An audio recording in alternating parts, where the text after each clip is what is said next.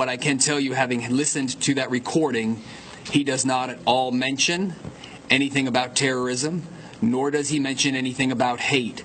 It is the outcry of a very challenged young man talking about challenges in his personal life. Alright, this shit is ridiculous. No angel, thug, combative, career criminal, disrespectful. Were these terms used to describe evil white criminals who massacred their fellow Americans, or were these terms used to describe unarmed black men and children who were killed at the hands of police? Wait, hold on, what about these terms? Troubled child, nerdy, quiet boy, unemployed kid, clean-cut American, boy with dry-witted humour. So what about those terms? Were they used to describe white terrorists or black victims?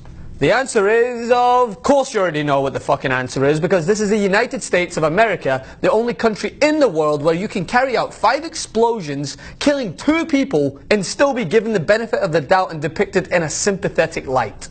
As long as you're white, of course. But if you happen to be black and have your life taken unjustly, you will be scrutinized, vilified, and have your name dragged through the dirt. It has been nearly 48 hours since Mark Condit blew himself up after being tracked down by law enforcement, and, as we have come to expect in this country, the humanization of a man who blew 2 black Americans to pieces has been gut-churningly despicable. From law enforcement choosing to highlight challenged young man, to a full New York Times article portraying the Austin bomber as a quiet, nerdy, godly young man, we have seen whiteness at work on steroids. And not only that, some conservative mouthpieces take a wild guess who took to Twitter to give the voice to the real victims in this act of terror. Wait for it, Christians. That's right, our resident hypocrite Tammy made sure to skip her usual thoughts and prayers for the actual victims who died at the hands of this monster, and instead posted an article discussing how Christianity was the real victim.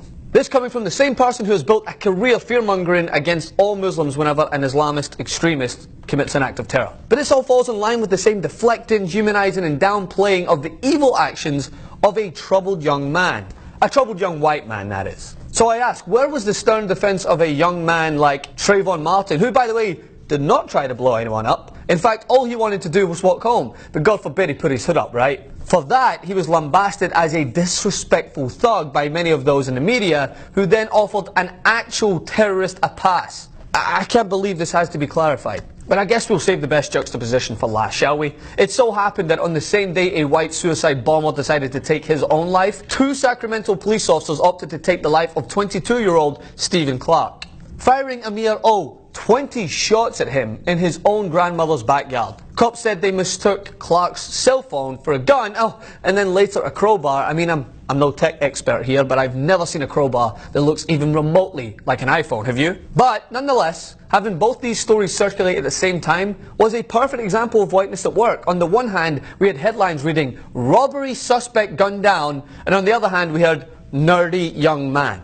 Wake up! The way this country continues to humanize white evil and vilify black victims shows how far we have to go in not only fixing the engraved racial bias that still dictates the perception of people in this country and in the media, but in truly understanding the threat white terror poses to us. And to do that, we have to condemn it with the same furiosity it deserves, not wrap it in privilege. Follow me on Instagram at Francis M. Maxwell and on Twitter at Francis M. Maxwell. Please like and share this video. Leave your comments. I will be interacting, and as always, continue to resist.